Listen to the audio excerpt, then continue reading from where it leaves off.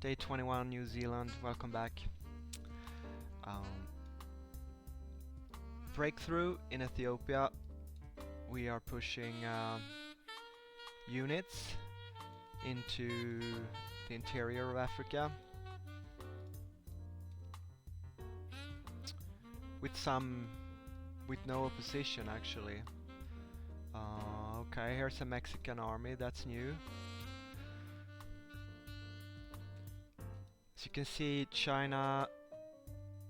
If I get this part, and yeah, it's not gonna be an equal distribution. Maybe he figures I go through his territory.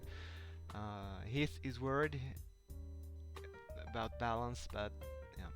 Anyway, here's the huge battle. It's Mexico, 15 air units on the ground within artillery range. He spent so much money and so much gold, and yet he's not using his forces. Seems kind of a waste. Here again, he's sitting still within artillery range. It looks like Mexico is kind of defeated, to be honest. Even if you have 600 units and spend a lot of gold, you cannot sustain these kind of losses. Yeah. So, okay, this is the most exciting thing, I think.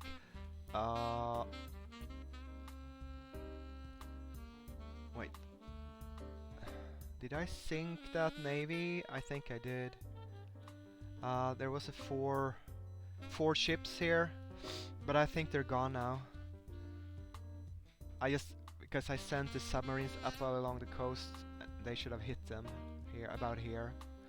Alright, so that worked well. My kind of mini Pearl Harbor, where I scouted a carrier with 3 escorts, but it had 4 planes on it, or 6 planes on it. So I hope I sunk it. I mean, it must be gone, because these guys been firing on the location. I guess I need to scout for it just to make absolutely sure it's not running away. I like these carrier forces that I've built up. They're small, but they're very powerful and very expensive. Nope.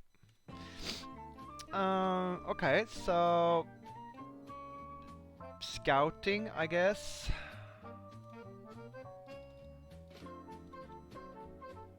Yeah, I mean, they must be gone, right?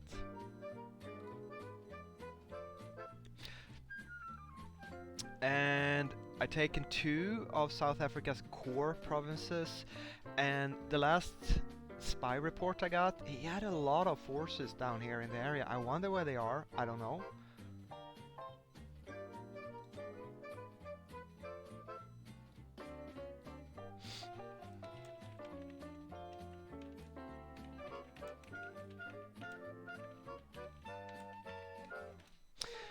So they're nowhere to be seen. These are just commandos, and I'm just checking out. I mean, at least I captured his tank factories and industries and recruiting station here. So whatever happens, I kind of lowered his combat efficiency a little bit. Maybe South Africa decided that discretion is the better part of valor and is taking his forces, I don't know, to evacuate them, because he's nowhere to be seen. But he's shooting rockets up here, and now we have a Mexican force here. So I don't know, to be honest. I don't know what's going on, and there's a Mexican province here with a fort in it, but nothing else. How did Mexico gain that? I mean, they must have transferred it by diplomacy, but why? It's empty. I don't know. I guess I keep scouting the coast here, although... Oh, it's allergy. Although the spy reports indicates that all his forces were in the inland, in the interior, so... You know, it's going well. And I also landed, and am landing more here in Dar es Salaam. Excuse me. And even though this is ravaged and pillaged territory, at least I have secured Ethiopia now. Argentina sent unescorted land forces. I think like 13 land units, and I hope I've gotten them all. I'm not sure though. Oh, I might as well upgrade that destroyer here. There's a little bit of a gap here. I guess I should cover it somehow. A submarine there, and maybe...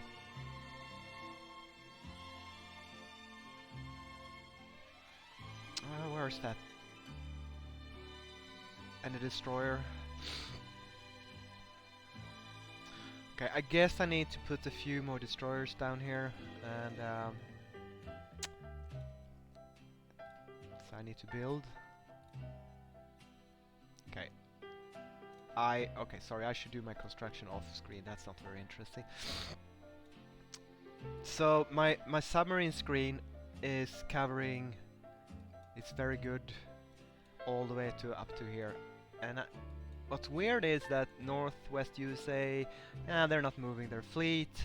I am now trying to see what the hell Argentina's main fleet, because he has battleships down here. So I'm not saying it's a low intensity warfare. China obviously is fighting quite a lot, and his Death Stars are slowly being eliminated one by one by one.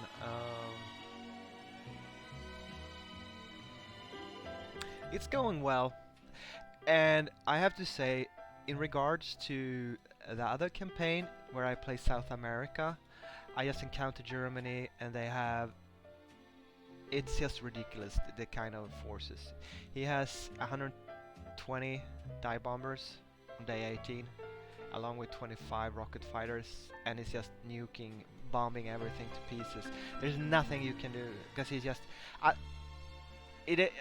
I guess Mexico spent about the same amount of money, but he just did a mix of forces, whereas Germany is just focused on one. And it's ridiculous, he's using 120 bombers in one stack, and it's not very efficient. If he had used 12 stacks of 10 bombers, all my forces in Africa where I invaded would be gone. But it ruins the game. I said it before, and I'm saying it again. There are not a lot of Call of War YouTube series, as far as I am aware, at least not up to date. So I'm telling you, game developers, you need to limit the amount of gold to be spent, or at least in this way, where you can just buy the map from day one. It's ridiculous, it's bad game design, it's bad business policy. No, it's not. It probably makes them a lot of money, but it's not ethical, and it ruins the game.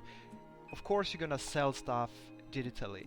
I, for example, would pay money to play a map where you cannot spend gold on, let's say, forces build up.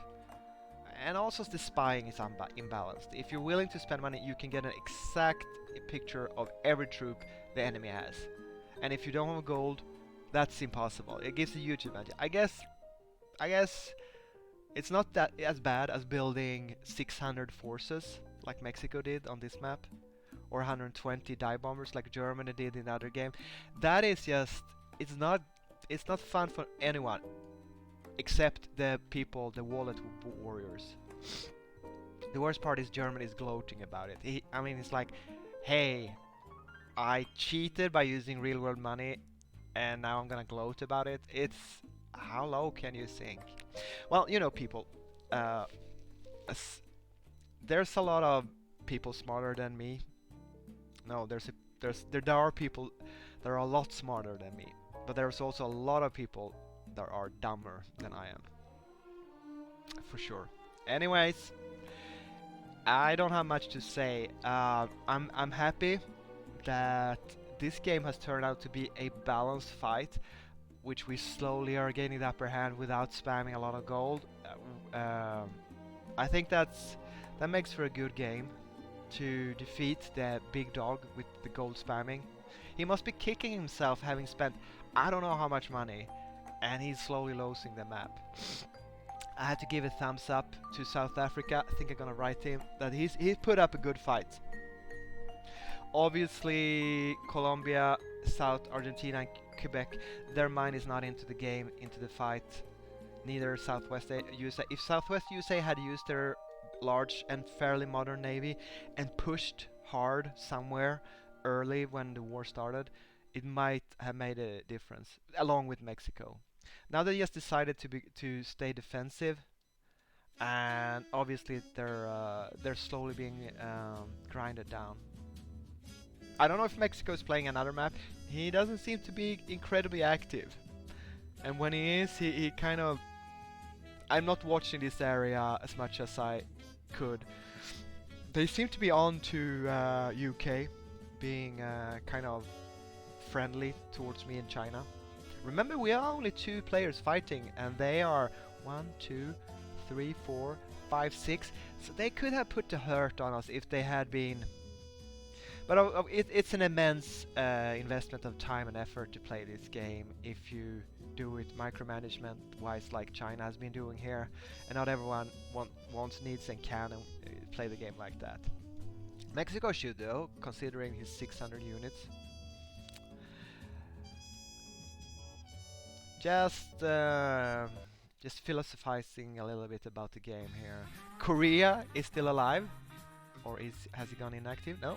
East Yakutia is alive and well, and he is moving around his stacks somewhere here, like a blind man being protected by hooligans. I can't see his stacks. Maybe they're gone now.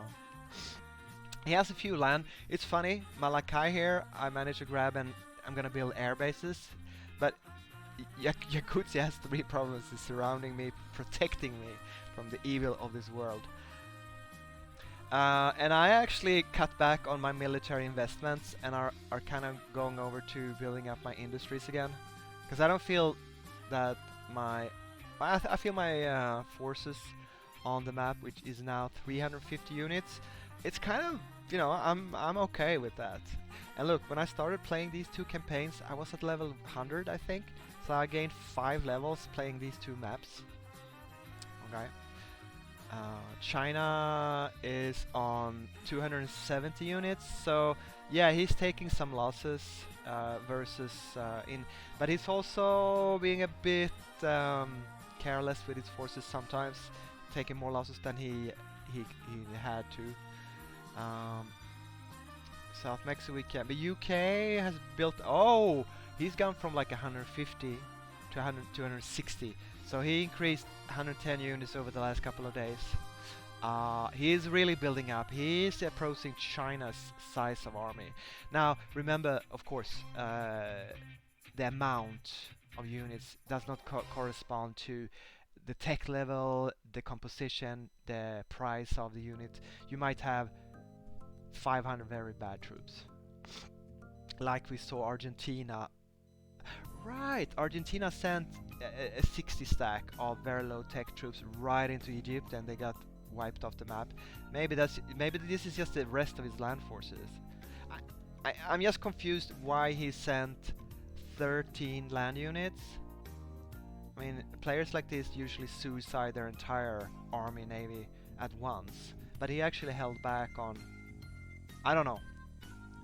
I guess with this gap being covered and my 2 strike, I have 2 carrier forces here. I don't feel that afraid of a sneak surprise attack on my course any longer.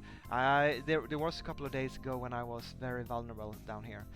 Alright, so I guess that kind of sums it up what's going on here, and yeah, if you get a balanced campaign like this, you are lucky in Call of War.